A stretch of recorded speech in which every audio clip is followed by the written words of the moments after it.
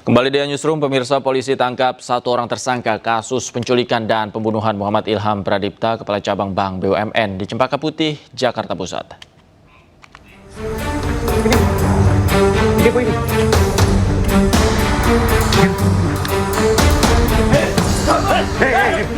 Inilah video detik-detik penangkapan tersangka RS, satu dari 15 pelaku penculikan dan pembunuhan terhadap Muhammad Ilham Pradipta.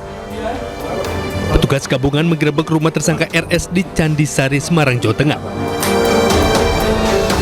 Namun saat tiba di lokasi, polisi tidak menemukan keberadaan RS.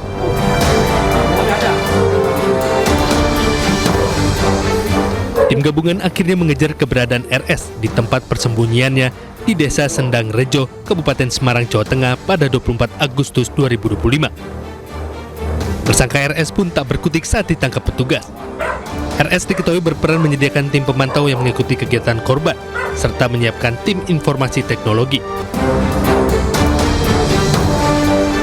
Saat ini RS dan ke-14 pelaku lainnya tengah menjalani pemeriksaan intensif di Subdit Jatanras Polda Metro Jaya.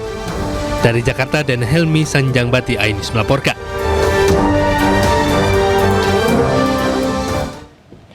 Polda Metro Jaya masih mendalami peran dan keterlibatan 15 tersangka penculikan dan pembunuhan Kepala Cabang Bank BUMN. Kabid Humas Polda Metro Jaya Kombes Pol Ade Ari menyampaikan pihaknya juga masih mendalami motif penculikan dan pembunuhan tersebut. 15 itu yang diamankan. Ya. Nanti kami update untuk detail tersangkanya lagi karena ini harus diperiksa secara mendalam. Diamankan. Ya, jadi tindakan pertama itu mengamankan, setelah itu dilakukan pemeriksaan, didalami, nanti siapa yang ditetapkan tersangka itu nanti berdasarkan hasil proses pemeriksaan dari fakta penyidikan, barang bukti, dan lain sebagainya. Ya, ini merupakan bagian yang akan didalami. Mohon waktu rekan-rekan, ya, mohon waktu. Nanti kami pastikan, ya. Sementara itu, pengacara tersangka pembunuhan Kepala Cabang Bank BUMN Adrianus Agal mengungkap keterlibatan aparat dalam kematian Muhammad Ilham Pradipta. Para tersangka terbagi dalam 3 kelompok yang bertugas mengintai, menculik, dan mengeksekusi.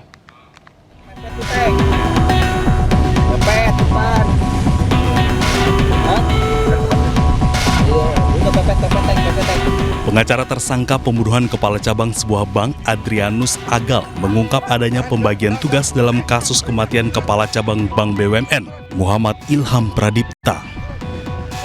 Adrianus menyebut ada 3 klaster dalam aksi kejahatan yang menewaskan kepala cabang tersebut.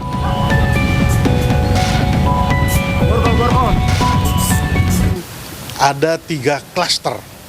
Itu klaster pertama, itu setelah kami dapat informasi dari penyidik dan dari intelijen kami bahwa klaster pengintai, klaster penjemputan paksa, sama eksekutor. Nah, kami terputus di pengintai sama eksekutor. Nah, adik-adik kami ini mereka perannya hanya untuk menjemput paksa dan memberikan ke mereka, seperti itu.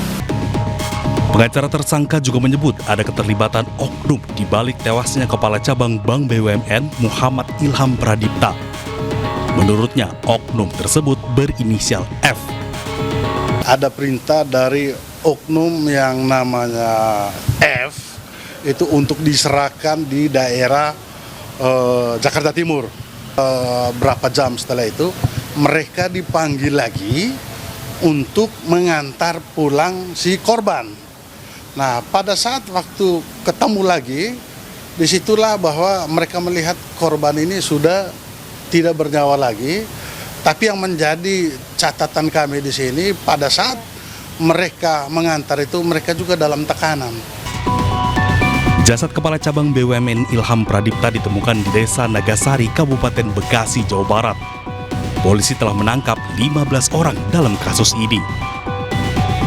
Keluarga korban berharap para pelaku dihukum dengan maksimal. Dari Jakarta, Tim Liputan iNews melaporkan. Polisi telah menangkap 15 orang terkait kasus penculikan dan pembunuhan Kepala Kantor Cabang Pembantu Bank BUMN Muhammad Ilham Pradipta. Polisi menyebut para tersangka dibagi menjadi 4 klaster atau kelompok.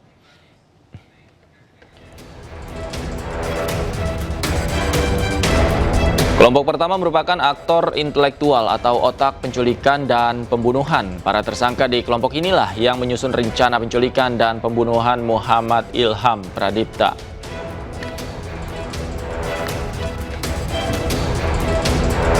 Sementara kelompok 2 merupakan pengintai, terdiri dari para pelaku yang bertugas membuntuti atau memantau aktivitas korban sebelum diculik.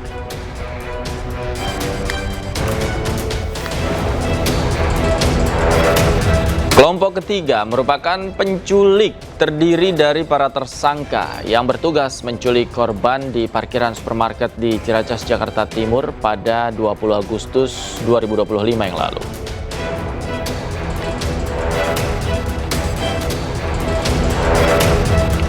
Sementara kelompok 4 merupakan eksekutor, yaitu para tersangka yang menganiaya hingga menyebabkan korban meninggal dunia.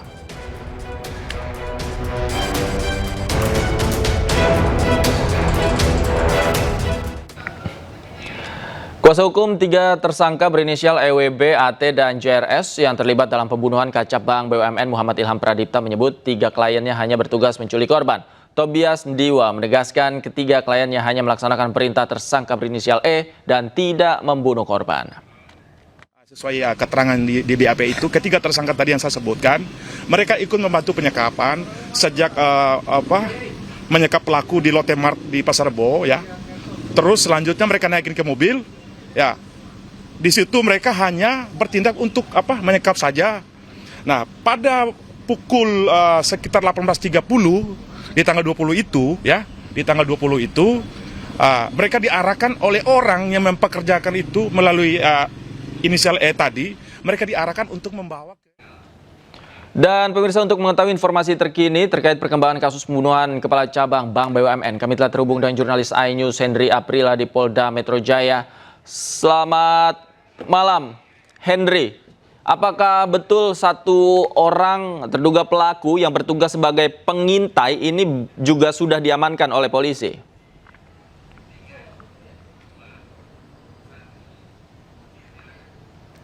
Davi, sampai sejauh ini kami pantau di Polda Metro Jaya. Tadi baru saja kami mendengar keterangan pers yang juga disampaikan oleh Kabid Humas Polda Metro Jaya, yakni Ade Ari, yang menyampaikan berkaitan dengan satu orang yang juga sudah dilakukan penangkapan, yang kemudian ini dilakukan penangkapan, awalnya dilakukan penangkapan ataupun pencarian di kawasan rumahnya, dan kemudian berhasil ditangkap di tempat persembunyiannya yang ditemukan di Jalan Handayani di kawasan Jawa Tengah, tepat pada pukul 14.15 waktu Indonesia Barat.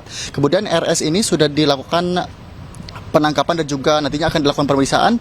Namun kembali kami sampaikan bahwa sampai sejauh ini kami menerima informasi bahwa Polda Metro Jaya sudah menangkap sebanyak 15 orang yang sudah berhasil diamankan. Kemudian nantinya akan dilakukan pemeriksaan dan juga akan ditetapkan sebagai tersangka. Karena untuk tahapannya sendiri ini nanti akan dilakukan pengamanan terlebih dahulu, kemudian nanti akan dilakukan pemeriksaan hingga nantinya akan ditetapkan sebagai tersangka. Kembali kami sampaikan bahwa untuk penangkapan ataupun penculikan dan juga pembunuhan yang dilakukan oleh Kepala Cabang Bank BRI ini sendiri memang juga dibagi dari mulai ada yang melakukan penculikan, kemudian juga pengeksekusian hingga pengantaian, maksud kami pengintaian yang dilakukan oleh beberapa orang yang diantaranya adalah 15 orang tersebut. Dan kemudian juga ini informasi yang kami terima bahwa memang korban sendiri ditemukan dalam kondisi mengenaskan dengan kepala dan juga tangan dan kaki dengan terikat dengan lakban, dan kemudian ditemukan di tanggal 21 Agustus 2025 tepatnya di pagi hari. Sampai sejauh ini kami pantau belum ada update terkini berkaitan dengan proses pemeriksaan dan juga terus dilakukan penangkapan ataupun pemeriksaan saksi-saksi lainnya. Davi. Baik. Terima kasih Henry Aprila melaporkan langsung dari Polda Metro Jaya. Selamat bertugas kembali. Pengusaha dan motivator yang jadi aktor di balik penculikan dan pembunuhan Kepala Cabang Pembantu Bank BUMN dinonaktifkan statusnya sebagai mahasiswa di UGM. UGM ambil langkah tegas untuk dukungan terhadap proses hukum yang tengah berjalan.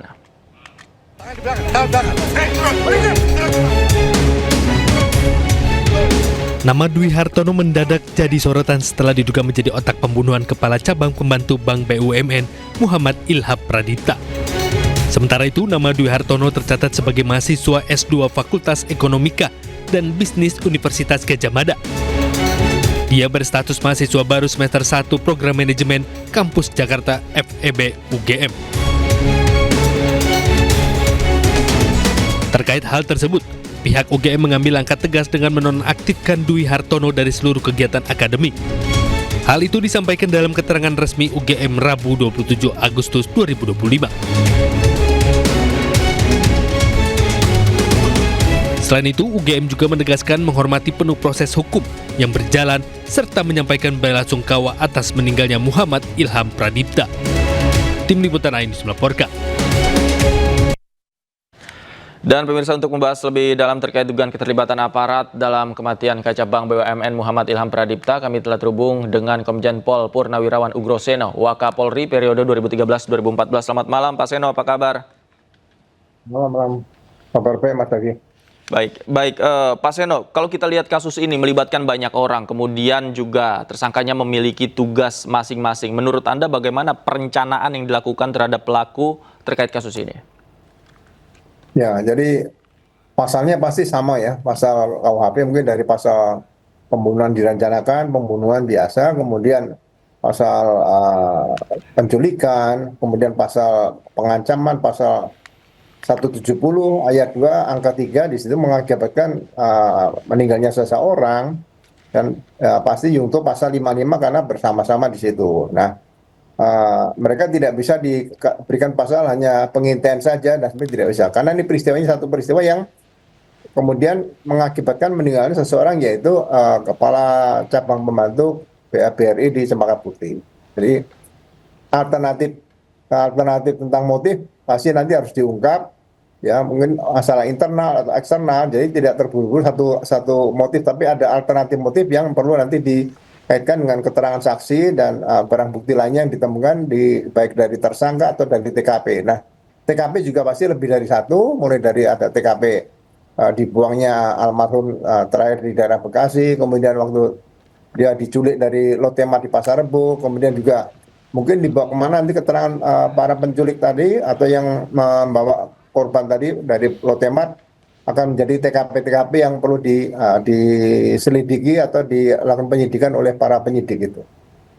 Oke, Pak Seno, Anda melihat para pelaku ini dilihat dari aksinya, apakah mereka ini seorang profesional, artinya sudah pernah melakukan hal ini atau seperti apa Pak, dilihat dari temuan-temuan yang saat ini beredar?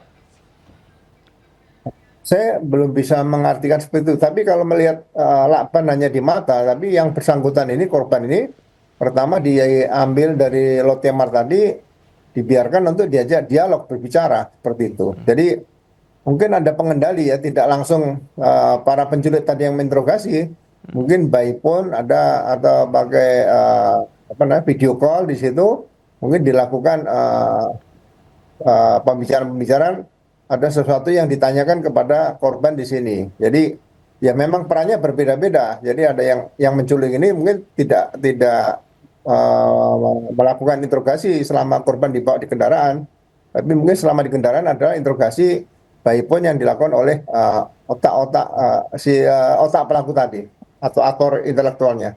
Oke, Pak Seno, tadi Anda katakan juga TKP-nya ada lebih dari satu. Kalau dilihat bagaimana kemudian korban diculik dari TKP pertama, kemudian ditemukan di TKP terakhir, apakah modus-modus yang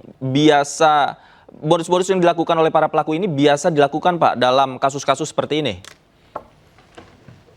Ya, sebetulnya kalau dilakukan langsung pembunuhan kan waktunya singkat ya, dibawa langsung tidak diinterogasi karena lakban hanya di mata, ya. Tapi alternatif dilakukan pembunuhan itu setelah diinterogasi, korban mungkin tetap bertahan pada pendiriannya kalau itu berkaitan dengan pekerjaan korban. Nah, mungkin di sinilah sudah ada alternatif rencana kedua, kalau tetap tidak mau menuruti perintah ya mungkin dihabisi di situ supaya jangan sampai ini nanti kalau dikembalikan dalam keadaan hidup misalnya gitu, itu nanti akan membuka cerita tentang peristiwa penculikan dan pengancaman yang dilakukan terhadap korban ini. Baik, Pak, ada dugaan keterlibatan oknum aparat Pak, khususnya dalam kelompok eksekusi atau eksekutor. Tanggapan Anda seperti apa Pak? Ya, kemungkinan pelaku ya atau otak dari peristiwa kejadian meninggalnya kepala almarhum MIP ini itu punya kaman dekat dengan oknum mungkin ada ya kan. Tapi kalau kita lihat otaknya adalah DH tadi yang mahasiswa di UGM. Nah, kemungkinan mereka berteman dekat dan sering konsultasi. Apakah mereka ada hubungan pertemanan dekat atau saudara, kita kan belum tahu nanti. Ya, kalau memang itu ada kaitan dengan oknum tadi ya, Parat. Oke, baik. Kita pantau terus perkembangan kasusnya seperti apa. Terima kasih Komjen Pol Ugro Seno, Wakapolri 2013-2014 sudah bergabung sama kami di iNewsroom. Selamat malam Pak Seno, sehat selalu Pak. Ya, malam Mas Rawi, selamat malam. Kapolri pastikan Polri terbuka dengan masukan apapun terkait kematian diplomat muda Arya Daru Pangayunan. Usai jeda, kami segera kembali.